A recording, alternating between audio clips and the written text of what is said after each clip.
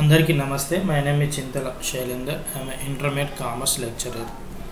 ఈ వీడియోలో what is the statutory declaration. Statutory declaration అది 2 మార్క్స్ క్వశ్చన్ అండి. 2 మార్క్స్ క్వశ్చన్ యాన్యువల్ ఎగ్జామ్లో వస్తే ఏ విధంగా రాయాలి, అసలు ఈ స్టాట్యుటరీ డిక్లరేషన్ అంటే ఏంటిదో టోటల్గా విత్ పిక్చర్స్తోనైతే విజువల్ ఎఫెక్ట్తోనైతే మీకు లైవ్గా చూపెట్టబోతున్నాను.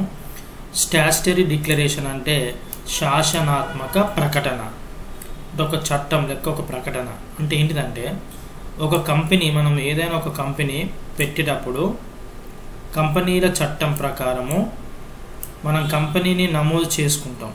రిజిస్ట్రేషన్ ఆఫీస్లో పలానా కంపెనీ పెడుతున్నాం అనేది ఎటువంటి లాంఛనాలు ఉంటాయో అన్ని రకాల లాంఛనాలు, అన్ని రకాల ఫామ్స్ మనం అన్ని ఫిలప్ చేసి చట్టం ప్రకారం, కంపెనీల చట్టం ప్రకారం ఏమేమి నియమ నిబంధనలు కావాలో అన్నీ చేసిన తర్వాత కంపెనీ నమోదుకు సంబంధించిన చివరికి లాస్ట్ అన్ని లాంఛనాలు తూచా తప్పకుండా పాటించినట్లుగా, అంటే ఒక కంపెనీ ఎవరైతే ప్రారంభిస్తారో, కంపెనీ ఎవరైతే పెట్టేటప్పుడు టోటల్ అన్ని కంపెనీల చట్టం ప్రకారం ఒక కంపెనీ నమోదు చేసుకోవడానికి ఏమేం లాంఛనాలు చేయాలో, ఎటువంటి పర్మిషన్ తీసుకోవాలో అన్ని పర్మిషన్లు తీసుకున్నట్టుగా ఫారం నంబర్ INC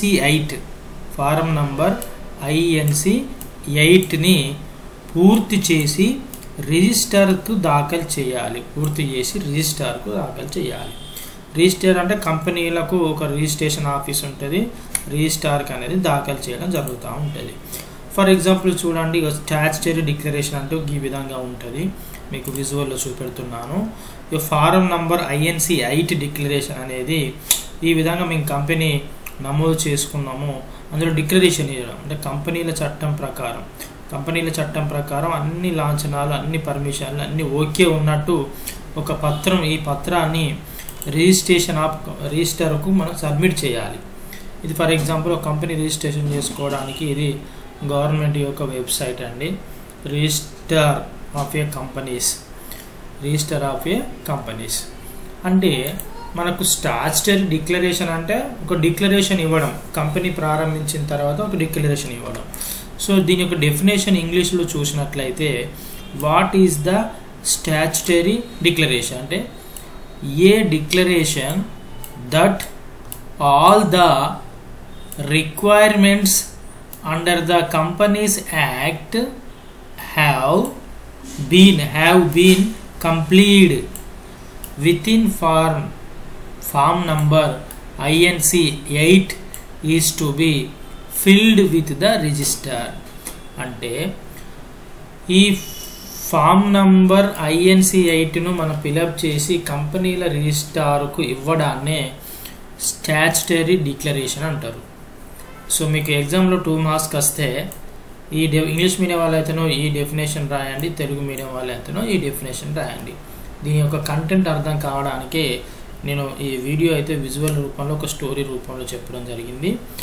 సో ఇదైతే మనకు కామర్స్ టెక్స్ట్ బుక్లోని క్వశ్చను. ఈ టెక్స్ట్ బుక్లోని ఏ కంటెంట్ చదివినా అది కేవలం బిజినెస్కి రిలేటెడ్ ఉంటుంది కాబట్టి మీరు ఇందులో క్వశ్చన్ ఆన్సర్ చదివేటప్పుడు ఏదో ఒక బిజినెస్ను, మీకు నచ్చిన బిజినెస్ను ఇమాజినేషన్ చేసుకుంటూ రీడ్ చేయండి. అప్పుడు మీ బ్రెయిన్లో విజువల్ ఎఫెక్ట్గా సేవ్ అవుతుంది. ఖచ్చితంగా సేవ్ అయింది. యాన్యువల్ ఎగ్జామ్లో మీరు దాన్ని ప్రజెంటేషన్ చేసి రాస్తారు. ఈ వీడియో కనుక నచ్చినట్లయితే ఒక లైక్ అయితే చేయండి, మన ఛానల్ సబ్స్క్రైబ్ చేసుకోండి. ఈ వీడియోని అయితే మీ యొక్క ఫ్రెండ్స్ యొక్క వాట్సాప్ గ్రూపులలో షేర్ చేయండి. థ్యాంక్ యూ, ధన్యవాదాలు. జై కామర్స్ స్టూడెంట్స్.